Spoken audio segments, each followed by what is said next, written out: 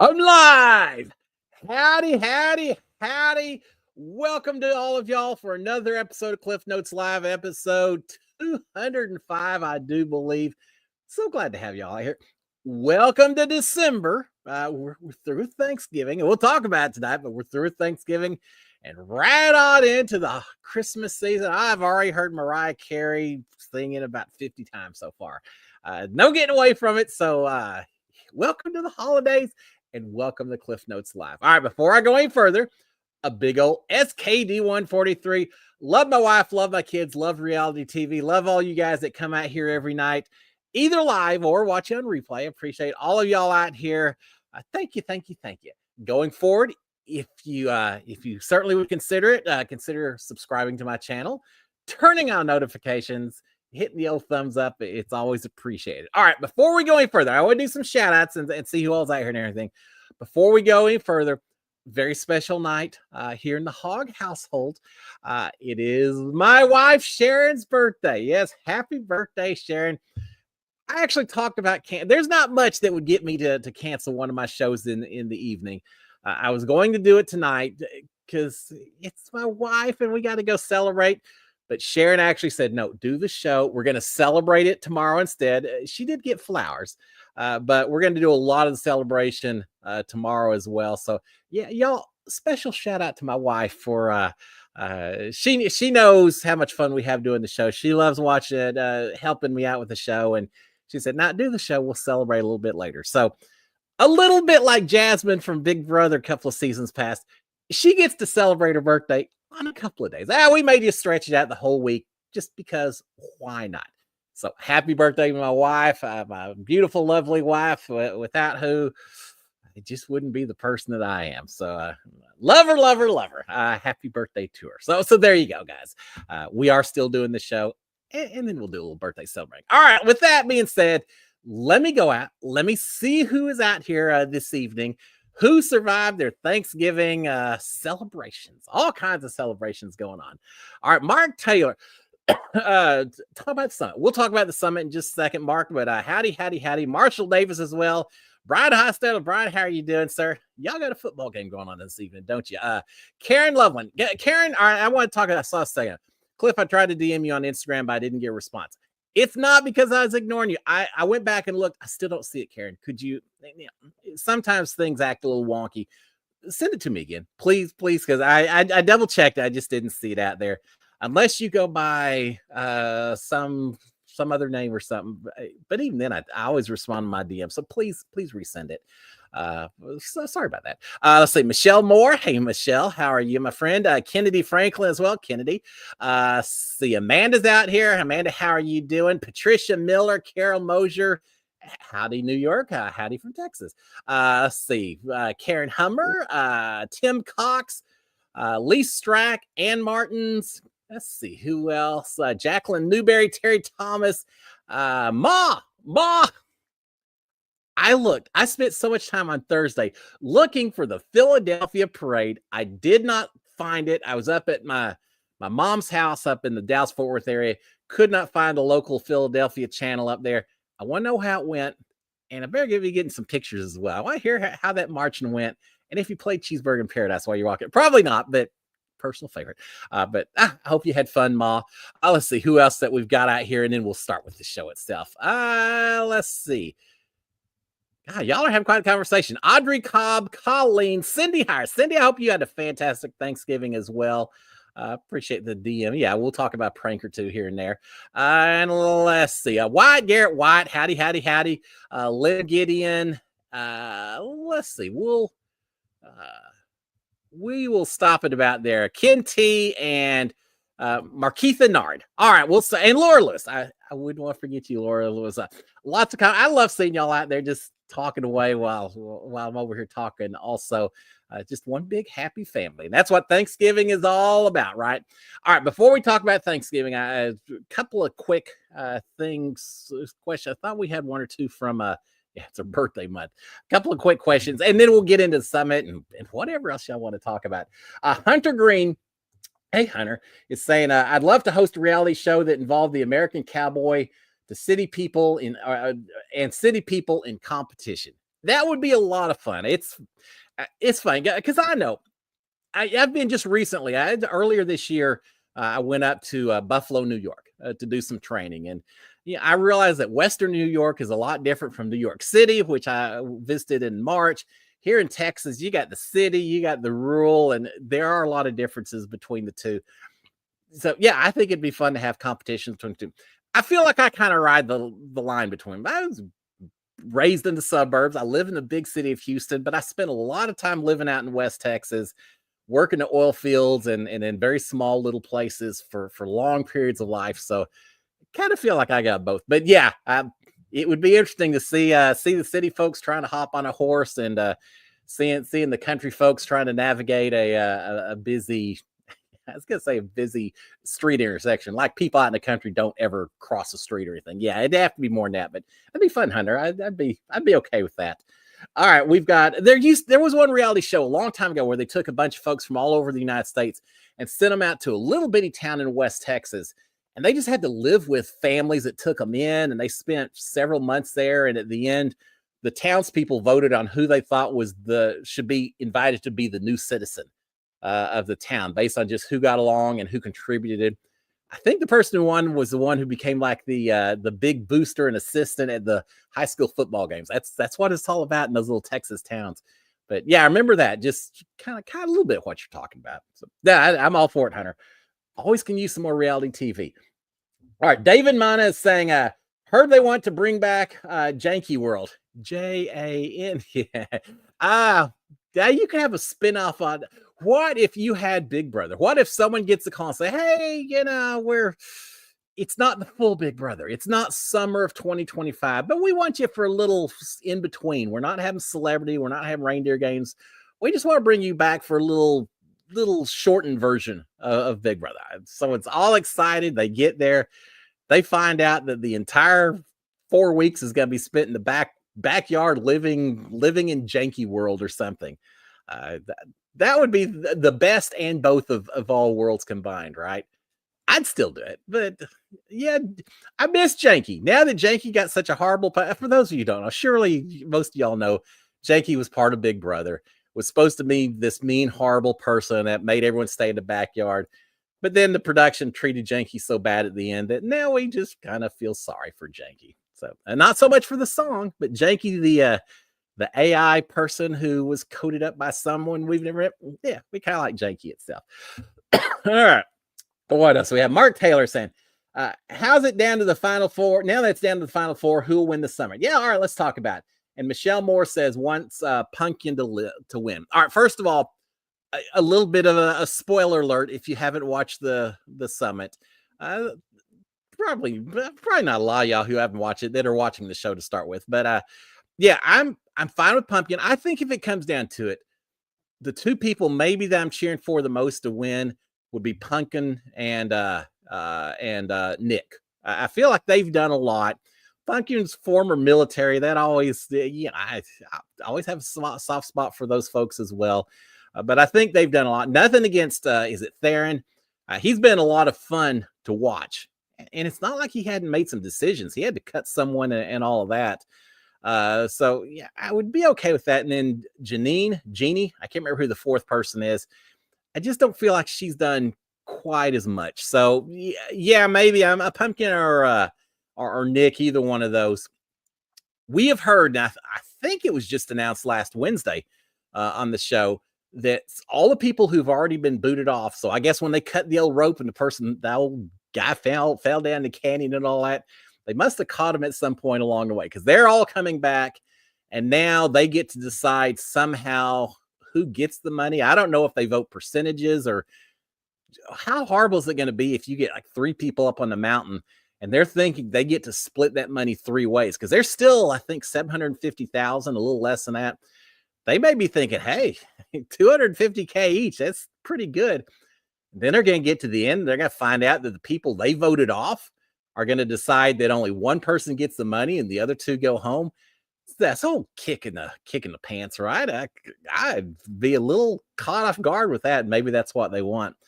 Especially look at who went home last Wednesday, Becky Lee, the 5th person that came in 5th.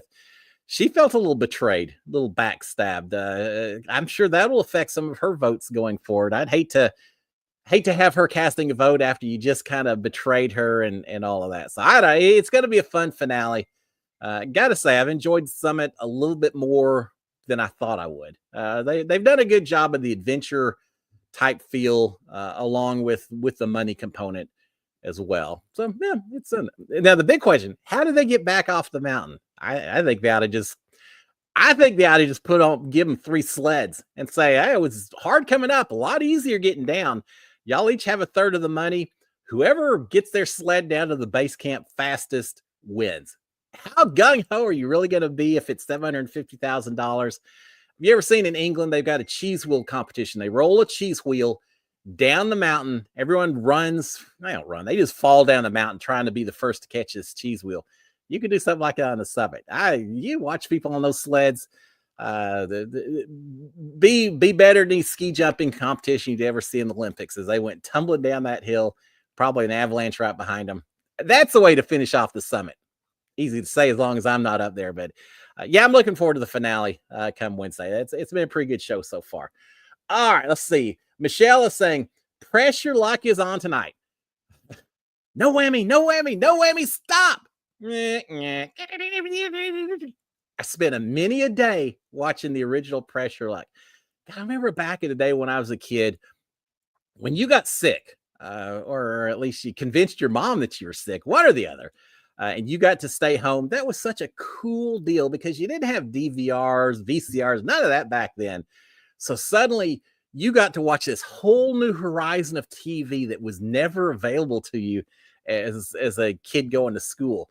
I guess summer time a little bit, but suddenly you got to watch The Price is Right and Pressure Luck and all the different guys.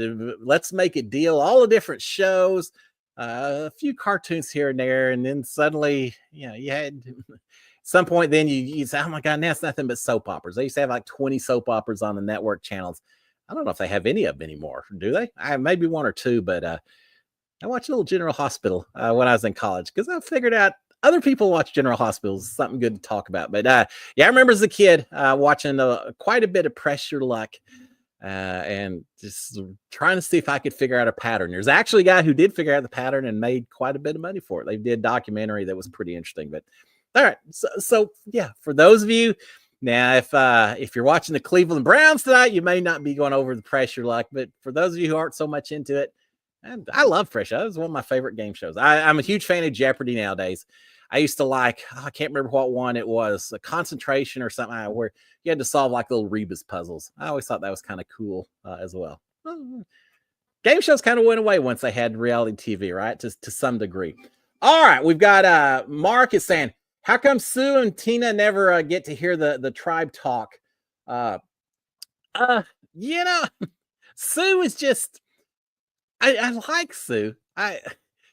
I don't know if they're giving Sue a good at it or a bad at it. Sometimes I feel like they just zoom in on her so much. And I don't know. But it's interesting to see right now and again, another Survivor or spoiler warning. You've got kind of the 5 underdogs against now only 2 kind of power players. Janine and Sam are left. I got to say this again, spoiler warning. So please, if you haven't seen Wednesday, I know it, but this is on Survivor. I hope I need to lead with that. On Survivor, they had the kind of an underdog 5 against the 3 power players last week. In the end, Kyle went home. That's the danger of putting yourself out there too much and winning too many competitions. I've never been an advocate of throwing competitions.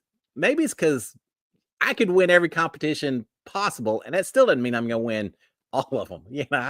Comp Beast, probably not so much, but I'd win 1 or 2. But no, I think Kyle won so many that it just got to the point that as soon as he was vulnerable, they came after him. And I thought that there were moves afoot. There were some people, Andy and some other folks, wanting to maybe get someone else out, get Janine out. Janine or Genevieve? I think Genevieve, right?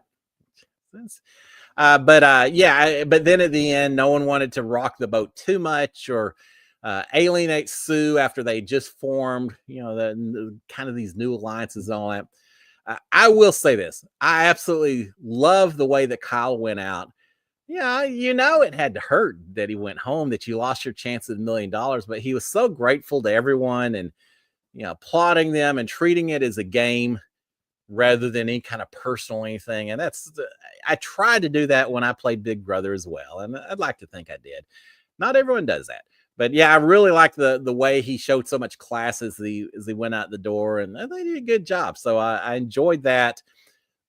Survivor, I think it's really interesting. I think Rachel, of all the people, is in one heck of a spot right now. Cindy Hire saying, who is your pick to win Survivor? Do I pick Rachel to win this thing?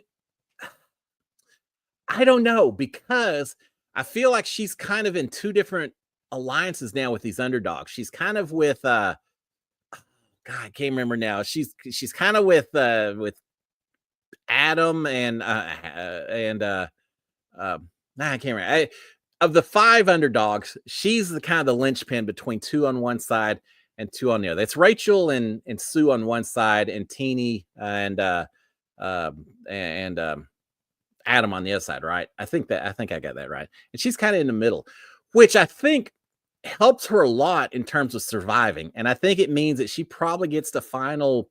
I think she makes it to final 3. I think she's sitting there asking for a vote, but it's also probably going to mean that she's going to have to cut a couple of people who may be trusting her right now. And sometimes that can create issues as well when it comes down to a vote. I'm trying to think from a resume standpoint, who is the, I keep saying Adam. Is that who the guy, why am I getting a little mind blank here? That too much turkey over the last few days. That had so many problems. Cried because no one cheered him on when he did his coconut. Y'all know who I'm talking about, right? But Andy, God, Andy, thank you. I knew I could count on you guys. Keep saying Adam. That just seems right. Andy.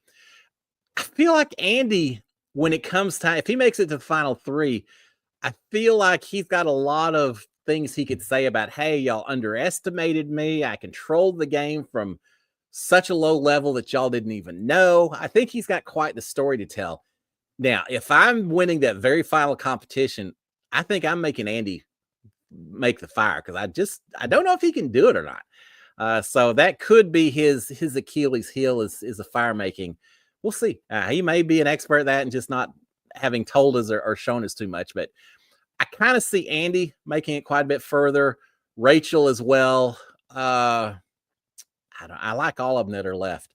I think Genevieve is in a little bit of trouble just because she's on the outside. The same thing with Sam. I think those two are in trouble. I love watching Genevieve play because she just wears her emotions on her sleeve. She's sitting there, tribal council, just she's got the greatest look. So I think she and Sam could be in trouble. I can see the underdogs making a final 5, unless one of those two wins the next immunity. Otherwise, I think it could be the final 5. And then it's just a matter, again, Rachel, which way does she go in terms of who goes forward beyond that point or not? So, yeah, I don't know. I think Andy, I can't believe I'm saying it, but I think Andy could do something. If Sam makes it to the final 3, if he pulls out an immunity win here or there and he makes it to the end, I think he could probably say, look, I was on the outs. I figured out how to make other people targets. I did a lot of things here and there. I think he's got a story to tell. Genevieve perhaps could say the same thing, but I think maybe, I feel like I'm saying a lot of people could win, which is a good thing. But I think maybe Sam or Rachel and maybe Andy. Those would be my top 3 if I'm a betting man on something like that. It doesn't matter. At this point, I am okay with any of these folks that are left winning. Some seasons you say, I just don't want that person to win. I'm okay with any of them because they've all played interesting, different games, but interesting games, all one and all. So yeah, I'm okay whichever way it goes for now.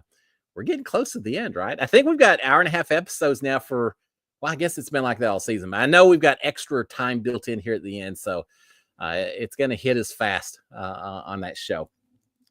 All right. Any Thanksgiving tricks this year? And I know Cindy had asked me that as well on a DM she'd sent to me. A few, not as many as most seasons, just because it was a little different. Just as an FYI, Sharon and I celebrate Thanksgiving together and had turkey and lots of macaroni and cheese, of course. I discovered once again cranberry dressing. I should like it. It's. I mean, I like all kinds of jelly, but it's just not my thing as much. But boy, the turkey was good. The macaroni and cheese, fantastic. Got several meals out of our Thanksgiving dinner, which was always nice. So we did that on Thursday. But then on Friday, we had the extended family all over at my mom's house trying to take care of stuff now that she's passed. So uh, looking through more photos than you could possibly imagine. It is very incredible. Somehow, just my mom being the person that she was, and compassionate and friendly to one and all, she ended up with all of the photos and things from my grandmother on my dad's side, also from my grandmother on her side. So we were looking through pictures that were going back into the 1860s, 1870s, type photos.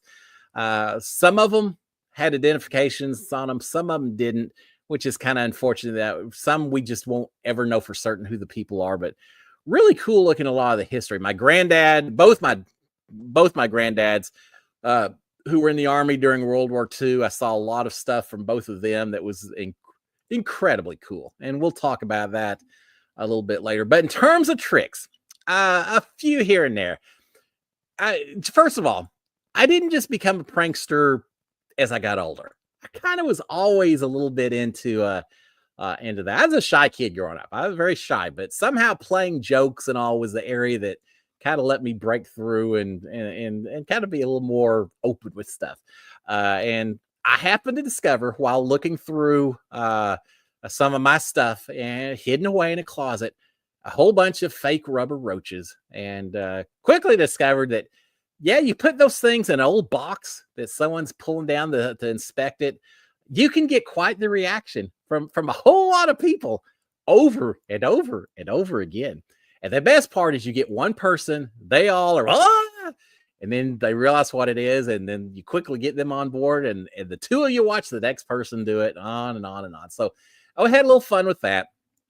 We also had up in my mom's attic, we sent some of my one of my nephews up to pull down a lot of stuff from up in the attic, and he is, which one was it? I think is the 18-year-old. Anyway, one of the older nephews, to pull down a lot of stuff in an attic that didn't get accessed a lot over the past few years. Well, meanwhile, I've got a younger niece who is about 10 or so, and she decided we decided that it would be fun to convince her dad that she was up in this old, dingy, dusty, cobwebby attic. Convince him that she was up there. So she didn't go up there. Instead, we snuck her into a room right next to the room that my brother was in. And then I went in and said, "Hey, Bowie, just so you know, your daughter decided to be a little adventurer and went up into the attic. And she's waiting for you to call and so she can reveal that she's up in the attic." So, okay. So he immediately yells, "Hey!" And she starts yelling from the room next door, and you can't tell it's the room next door. You just hear this muffled noise. And so it was her trying to convince him that she was in the attic. Well, he figured out pretty quick that she wasn't, but he played along. He said, "Watch out, there's raccoons up there." And she immediately started screaming and hollering, pretending like she was getting attacked by a raccoon, thinking that she was having fun. And we had a blast watching, all of us laughing as she just overdoing it, screaming and hollering. I forget raccoons. It sounds like velociraptors or T-Rexes are up there, tearing her to shreds. She's screaming and hollering. We're all laughing. And then eventually she comes out and is trying to convince him that she's been up in the attic. Of course, not a smudge of dirt anywhere on her, but it was. So we had fun. We had fun doing that. What else did we do? I don't know. I think more, the rest of it was mainly just things like me telling them that I'd eaten all the macaroni and cheese. Sorry, there's nothing left, but I'll open up some spaghettis for you, things like that. But now we had fun. A lot of it. Oh, and then all these pictures. I mentioned a lot of pictures that maybe we didn't quite know who the people were. Took a few of those and just went and put them in with other people's piles of photos that they were taking home and scanning and things, and trying to convince them that they were people who they weren't really people and things like that. These photos, it's going to be a full-time task because it's hard. I don't care if you know who the person is or not. You don't want to ever throw away a photo, right? I mean, it's just hard to do. Of course, back in the day before digital cameras, some photos a lot better than other photos when you didn't have as many choices. But we're talking about, we're going to try to scan every single photo, have a family album that everyone can go pick and choose. We had so much fun. We didn't get as much cleaning done as we wanted because we had so much fun looking at the photos and telling stories, which is always a lot of fun. All right, let's see. Ma is saying, band was on during a commercial break. Isn't that the way it always goes? Play Joy to the World. Well, sounds like a perfect song. Even if the worldwide TV viewing audience didn't get a chance to see it, I'm sure the folks there in Philly loved it. And so I hate to hear that. I know. So we watched the Macy's Thanksgiving Day Parade. I would have watched yours, Ma, if I had a choice. It just wasn't a choice. But we watched that one, and yeah, I love watching the bands play from the colleges, the high schools, because I know it's such a big deal for them to show up. Love watching the balloons and all of that. Not as big a fan when they just spend so much time interviewing actors and actresses who I've already seen interviewed in other formats and all that, but it's all right. I've never been. We've got a big Thanksgiving Day parade down here in Houston, and my daughter marched in it a few times as well, and that was always fun. I've never been to the Macy's or any of the big granddaddy ones up there. That'd be kind of fun to do. But now, Ma, well, I feel a little bit better that I missed it, knowing that you weren't on there. You shouldn't have told me, because I eventually would have found it somewhere, and I would have spent hours going back and forth, trying to identify you, and then you could have told me. But no, sorry that the TV world didn't get a chance. There's always next year. And hey, if you want, you can just do a solo Joy to the World, and we'll watch it, and we will be very appreciative for that. So I'm glad I hope you had fun. I bet you did. Sounds like a blast. All right, let's see. We've got Mark saying, is Big Brother Christmas show going to be on? Any word? I haven't heard anything. Now, granted, since I got back late last night, I haven't done a whole lot of checking online. But last I heard, I haven't heard anything official at all. At one point, I don't know, remember if it's you, Mark, or someone had said, or Brian, someone said that maybe there could be a celebrity version as a rumor. I haven't seen that. I think we would have already heard. I think the announcements would have already been made, assuming that they know what's going on. But I think we would have already heard, which makes me think probably not. So no, no Big Brother reindeer games, no Celebrity Big Brother, no Big Brother Canada.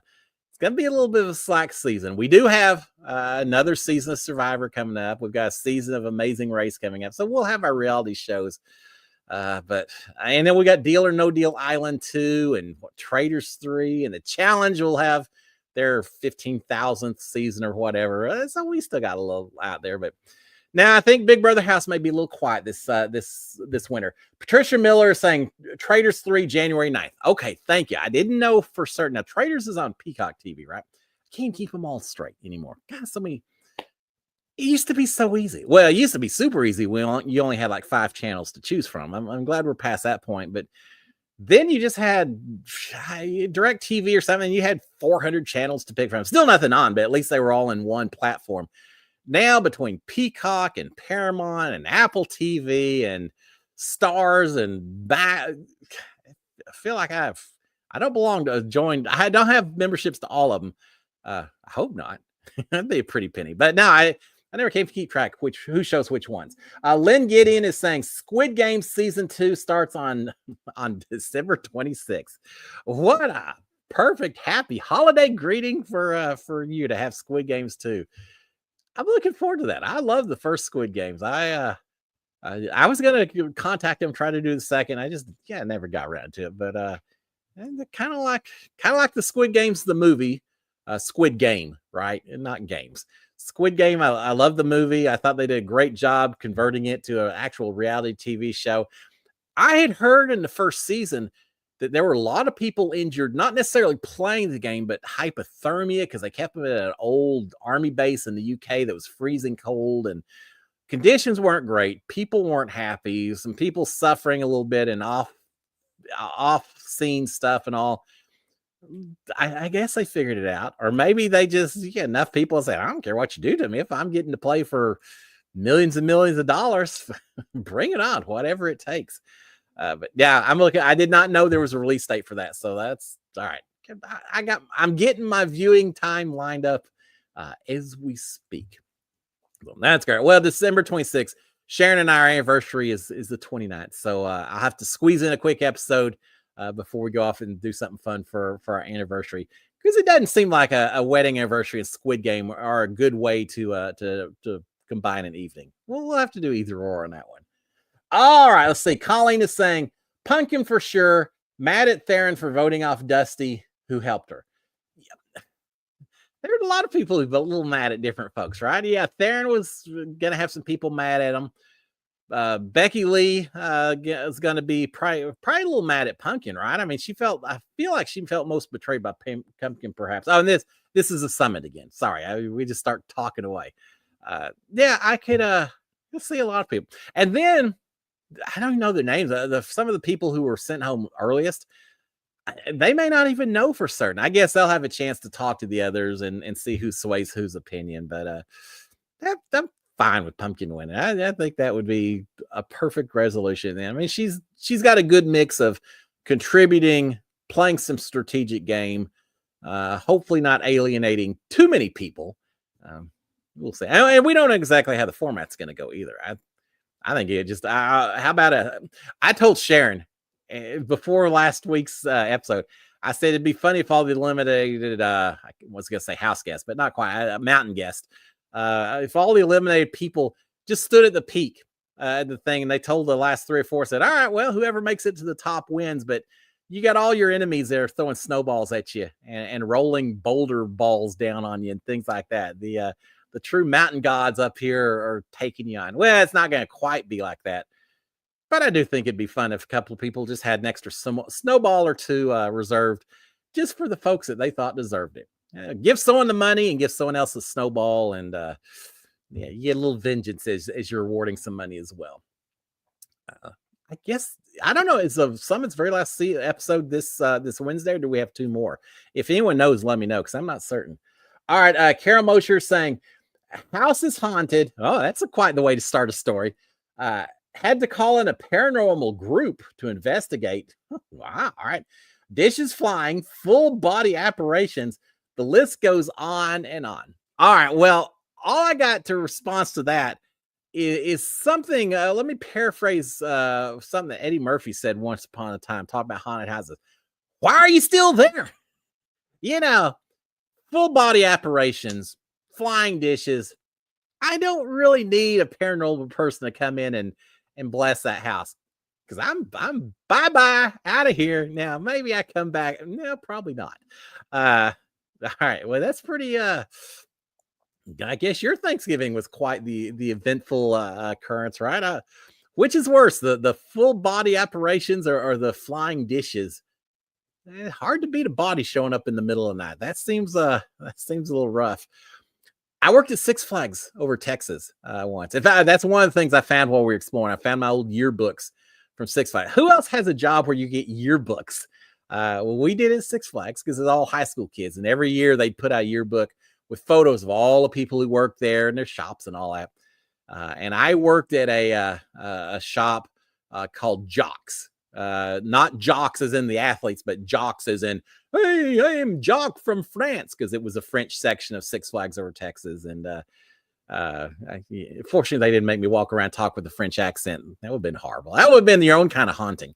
A special kind of hunting. But no, we had to work at this little place, and the rumor was always that where this place had been built, it was built on a river, Six Flags over Texas, called the Johnson River, and that theoretically there'd been several people who had died way before the park was ever built.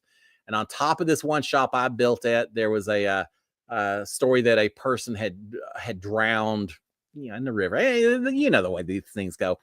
But what I do know is that there were many an evening where we would get through with work, and the next morning people would be complaining, saying, every one of these dolls, we used to sell these little French looking dolls, and they'd say all the dolls were off the shelves. They were all laying on the floor. Well, there were only a few people who had keys. And so that was always very interesting. I had one time while I worked at that store where I'm just working away. I mean, nothing special. And all of a sudden, about a dozen of these dolls just fly off the shelves, land on the ground. At the time, I thought, well, the glass shelf probably tilted or something. Maybe there's a peg that's loose. Nah, none of that. There certainly weren't any breezes or anything else causing it. Yeah, kind of creepy. Almost as creepy as the fact that when I worked in that store, I had to, for 8 hours, 9 hours at a time I was working there, listening to nothing but French music. I could still repeat that. Worse than the Janky song. But yeah, that was kind of spooky. Never knew what happened. There were a few other hauntings supposedly at Six Flags, but no full body apparitions that I know of. Yeah. All right. Well, my thoughts go out to you, and I hope that paranormal investigator did her hexing or blessing or sage and lavender and made that thing good. Cause yeah, I'm not into dishes smashing without me having some control over it. And I'm sure not into bodies showing up in the middle of the night. You'd have turn that into a Big Brother house. You don't even need to have maybe sell to CBS. You don't even need to have competitions or votes or anything else. Just last person who's willing to stay wins the money, along with the gray hair that you're going to develop as all those ghosts show up. I'm not into ghosts. Not my thing. Not my thing at all. All right. I'll be thinking about you on that one. All right. Karen Hummer saying, what will you do with the photos? I have some of my mom's pictures from the 1900s. And then Karen Loveland is saying, Dad scanned all the slides and pics he ever took and put them in albums. Took years to accomplishment. I feel for you. I think we're headed the same way. Lynn Gidding is saying, I use iMemories to scan old 8mm rolls for a fee. Wasn't too expensive and easy. All right, we are going to do that because we've got some of that as well. And Colleen says, I did 2,000 photos so far. Oh, God, 1,000 photos. Yes, we're going to do the same things. We have a lot of those old 8mm rolls. I'm scared. Now, I actually do have a projector. And theoretically, I could try to play it through the projector and record it myself. But I'm just so worried that film is brittle as is. Probably easier to have an expert take care of it. So, yes, I think for that stuff, we'll send it all in. And so much of it. And we'll see. Most of that stuff hadn't been seen in 40 years. But yeah, we'll take care of the film with that. The photos, we can't throw it away. Short term, my daughter is huge into genealogy.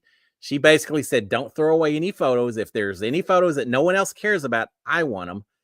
So she'll probably be the holder of the originals from a documentation standpoint. We're going to start scanning them. What we did, there's 4 brothers in the family. So we basically created 5 piles. One, if it's one of the brothers, it's kind of the key person in the photo, then they get the photo. The ones that were all of us or just my parents, things like that, went into the 5th pile, which my daughter will probably get.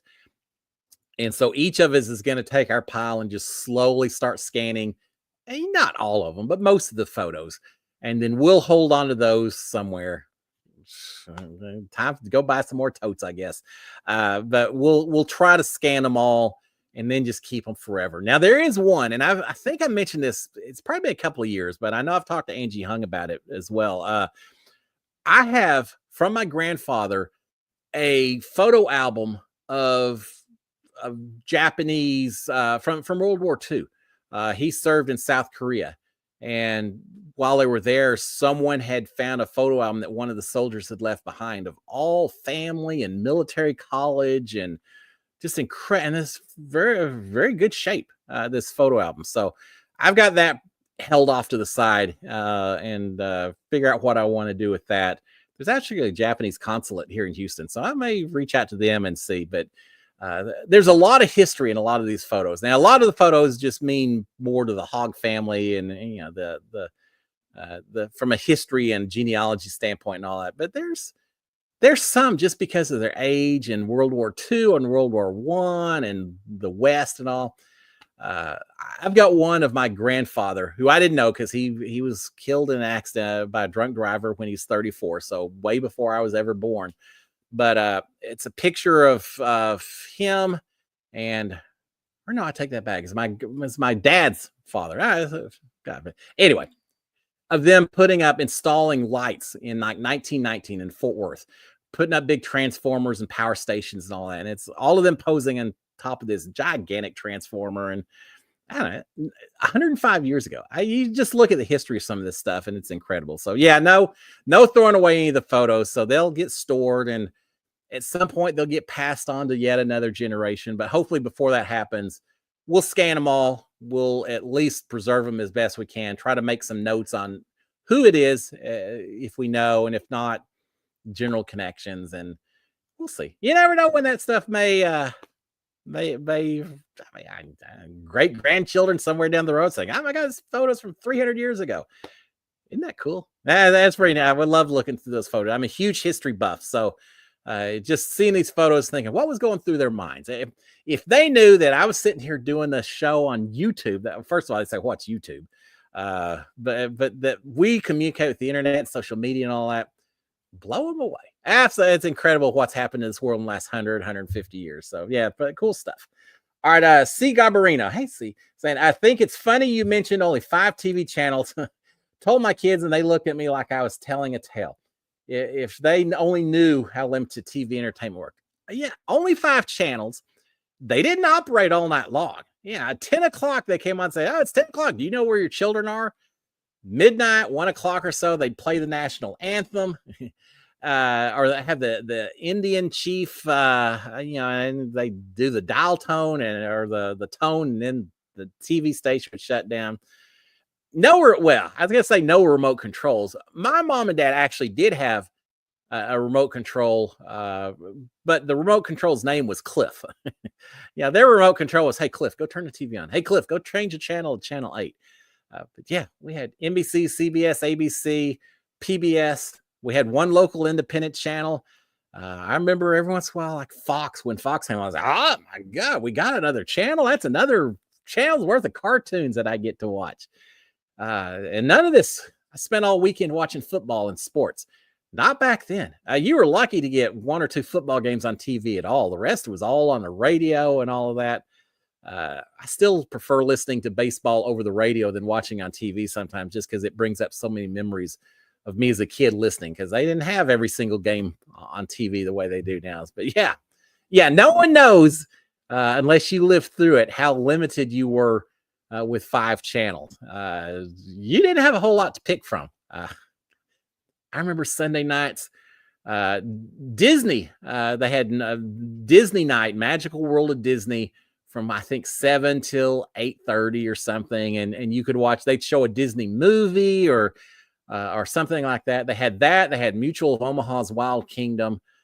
But in order to get to those shows and get to watch that stuff, I would have to sit there and sit through Lawrence Welk and Hee Haw. Now, Hee Haw, now I appreciate the bad, corny humor more than I did back then, but having to watch Hee Haw and Lawrence Welk show was absolute torture. Send me anywhere. I guess Sundays we weren't allowed to go out and run around because I would have done that before for either one of those 2 shows. But if you made it through there, then you got Magical World of Disney on Sunday nights, and then Sunday night movie, which we may or may not be allowed to stay up and watch depending on what it was. But yeah, those were the days when you had limited information or limited viewing opportunities. Of course, we spent a lot more time outdoors running around and playing because we sure didn't have phones or computers or anything else. So yeah, it was some special stuff about those times, but very limited viewing opportunities. All right, let's see. Cindy Hire. Anyone who is a fan of James Patterson's Alex Cross should check out Cross on Amazon Prime. I saw him mentioned out there, and I like that genre. I don't know that I've read a lot of Alex Cross. I've read like Jack Reacher and some of the other ones. Huge Tom Clancy fan, which kind of a little bit the same, I guess. David Morrell did the Rambo, the book before it was a movie. The book was incredible. But anyway, yeah, I appreciate the recommendation. I'll check it out because I have seen it posted. We got Amazon Prime. Thank God for that with all their Black Fridays and everything else. So I assume maybe we got Alex Cross as well. I'll check it out, Cindy. I like those kind of shows. I truly do. What's the there's a lot of similar to that, but yeah, I'll have to check it out. We've been watching The Lincoln Lawyer, not the movie, but the series, which is on Netflix, I think. It's pretty. If y'all watch that, it's pretty good. That we just finished up with the 3rd season, which is as many as they've done so far. They left on a cliffhanger, but great series so far. Kind of LA Law on steroids and all. Y'all may not know what LA Law was. That was back in the 90s. So, but I remember LA Law. All right, let's see. Ma said Survivor finale will be in 2 parts. All right, that's what I remember hearing. I knew it was 2 parts, and so you get extra time for the final 5 or 6 or however it goes. Good. I wish Big Brother would do something similar as well. I wish some of the other shows would give the same treatment. I mean, a Big Brother, I think they spend way too little time at the very end with the jury segment. You should have that stretched out to 2 or 3 hours, maybe not 3 hours, but stretch that out a little bit. But on the other hand, I do love the fact that the show I was on had so many episodes per week, and you got to see a lot more of the strategy and things that were going on. Sometimes I think it'd be kind of cool if you saw something similar on certainly Survivor, maybe The Amazing Race. I don't know. It would be fun to get a little bit more content just so we can feel that much more attached to the people who are on those shows as well. But yeah, I'm glad that they're breaking it up into 2 parts, not trying to push it all in too quick, because I think they deserve it, and it's gonna be. I guarantee I'll be watching it. It's gonna be fun.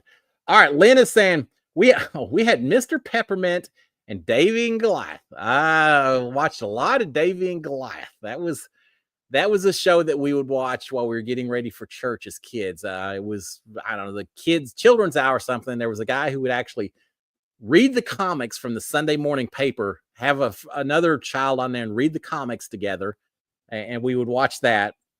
And then as part of that, at the very end, they'd have Davy and Goliath. Usually we could watch that. And as soon as it was over, we were out the door headed to church. So we watched that. We watched Kukla, Fran, and Ollie as well. We watched Captain Kangaroo. But I do remember Peppermint Place. And God, I must have been really a small child. I hope so, because I remember watching Romper Room as well. I hope I wasn't like 14 when I was watching that. No, it was a very, very young age.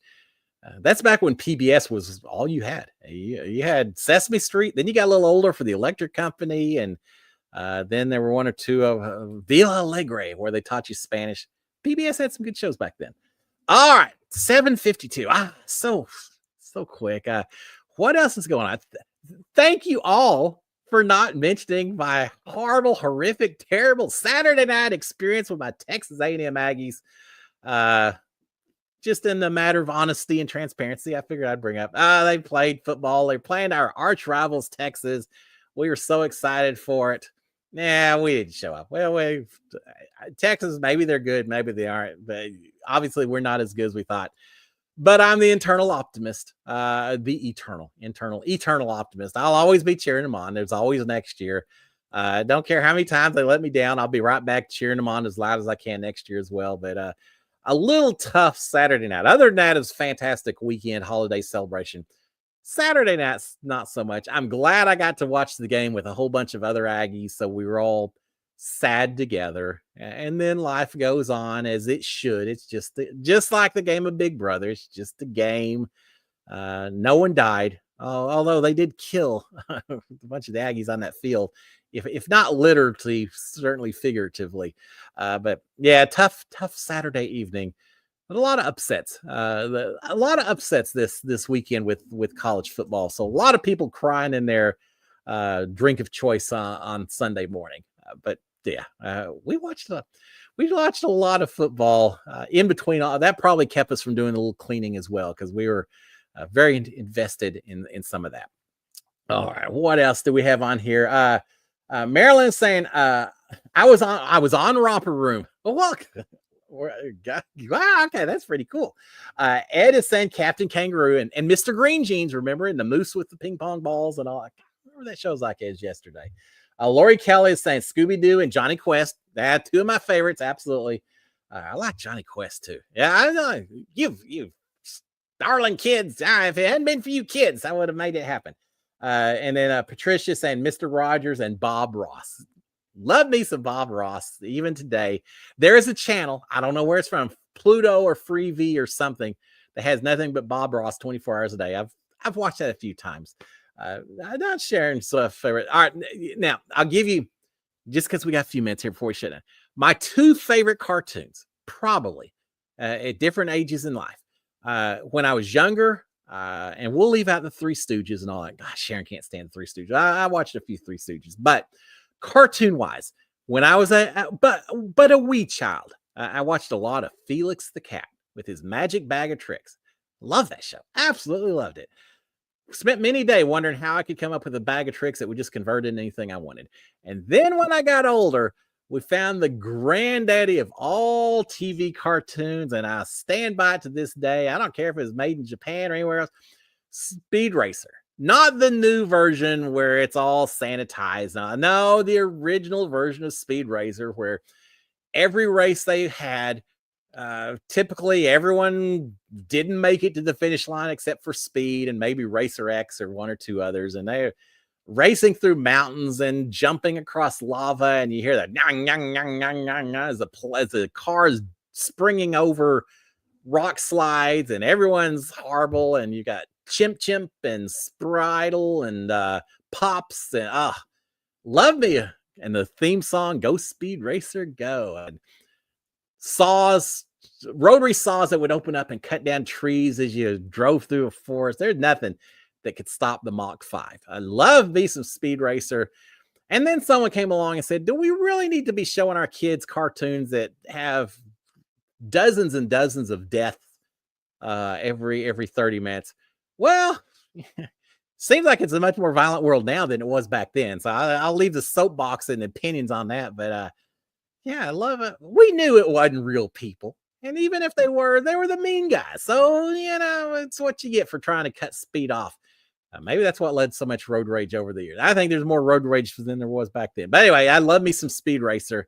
Now all I'm going to do is think about the theme song for the next hour or so. But anyway, all right, guys, with that, I think it's about time to shut it down.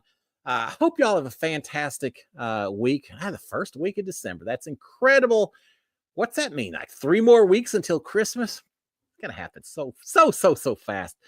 So there you go. Next week, we'll talk about the summit. We'll talk about Survivor. Maybe there'll be some good rumors to talk about, upcoming shows, things like that. But until then, guys, just have a fantastic next week. If you haven't done so, please consider subscribing to my channel, turning on your notifications, hitting the old thumbs up. All of that is appreciated. Guys, have a great week, and I will be back next Monday, and we'll have a grand old time yet again. It's getting cold out here. I feel like the man in black tonight. Speaking of, I'll save it till next week. Found a whole lot of 33 RPM LPs at my mom and dad's place, and for some reason no one in the family except me wanted most of these records, so I'll talk about that. Remind me if I don't do it. I'll talk about some of the albums we found, because there were some fun ones and some interesting ones as well. Guys, have a fantastic week. Until next Monday, SKD 143. Cheers, my friends. Bye. All right. Yeah.